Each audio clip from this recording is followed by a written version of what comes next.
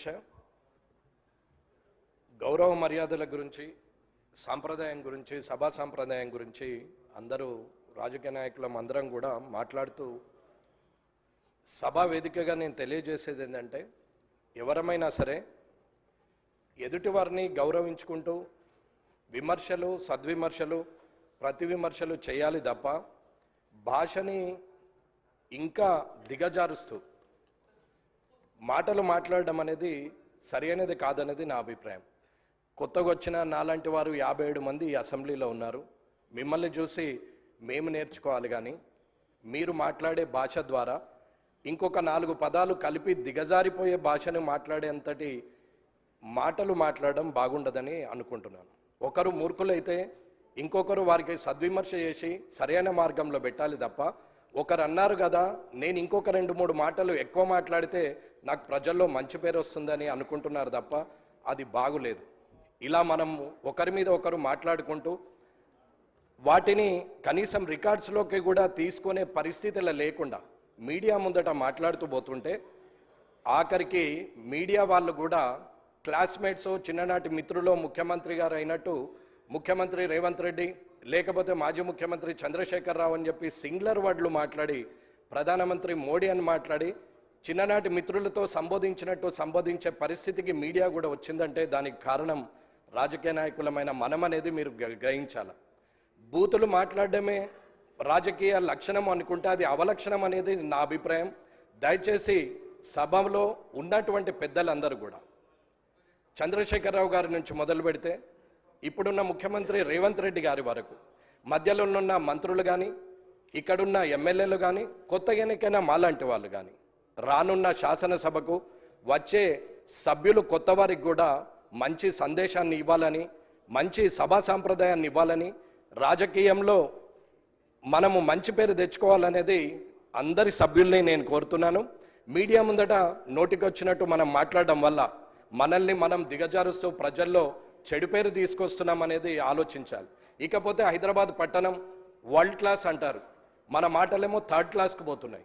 ఈ world class, third క్లాస్ని కొంచెం చూసుకుంటూ ప్రజలందరూ కూడా గమనిస్తున్నారు. కాబట్టి మీరు సభను అధ్యక్ష మీరు ఖచ్చితంగా ఇది చెప్పాల్సిన అవసరం ఉన్నదని తెలియజేస్తున్నారు. శ్రీ జాఫర్ హుస్సేన్ గారు, మినిస్టర్ గారు. గౌరవ సభ్యులు వెంకటరమణారెడ్డి గారు చెప్పిన ప్రస్తావన చాలా ముఖ్యమైనది అధ్యక్ష. ప్రతి పార్టీకి సంబంధించిన సీనియర్లు, ఆ వ్యవస్థ అందరూ కూడా అదే విధమైన సదాభిప్రాయంతో పోతే ప్రజాస్వామ్యం చాలా పటిష్టంగా ఉంటుంది. సరే, ఈరోజు వారు అనుభవం గల నాయకులు అధికార పక్షంలో ఉండి అనేక సందర్భాల్లో కూడా నేను చెప్తా ఉన్నప్పటికీ ఈరోజు ఎవరు మాట్లాడినా తప్పేమంటున్నాము సార్, ఎవరు మాట్లాడినా తప్పేమంటున్నారు. ఆ ప్రస్తావన సార్, ఆ ప్రస్తావనకు సంబంధించి వెంకటరమణారెడ్డి గారు చేసిన ప్రస్తావన గురించి నేను ప్రజాస్వామ్యానికి సంబంధించిన అంశం విషయంలో వారు కూడా ఒక హెల్దీ ప్రాక్టీస్ని చేసుకోవాలని వారు కోరిరు.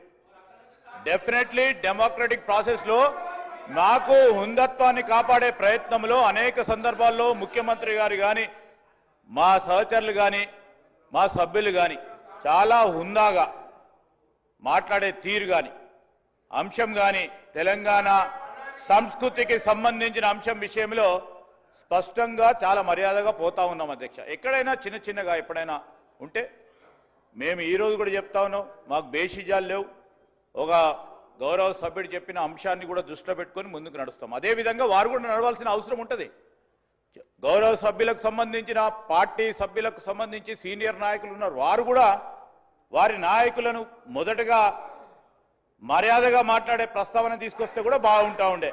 నేను నిన్నుగా సార్ వారిని అంటా ఉన్నా, ఈరోజు ఈ గౌరవ సభ్యులకు ఈరోజు ప్రస్తావన చేసినప్పుడు మీ పార్టీ సమావేశాల్లో నా వెంకటరమణారెడ్డి గారిని కోరుతా ఉన్నాను, మీ పార్టీ సమావేశాల్లో మీకు సంబంధించిన మీ సీనియర్ నాయకులను కూడా కోరండి. First put your house order in first కేసులో దాని తర్వాత ప్రస్తావన తీసుకొద్దాం, 10 మందికి చెప్దాం. మేమైతే తప్పకుండా చెప్తా ఉన్నాం, ప్రజాస్వామికంగా, మర్యాదపూర్వకంగా, గౌరవంగా, గౌరవ సభ్యుల హుందత్వాన్ని కాపాడే కార్యక్రమంలో ఎక్కడ కూడా వెనుకాడకుండా ముందుకు తీసుకెళ్తామని గౌరవ శాసనసభ ముందట పెడతా ఉన్నాం.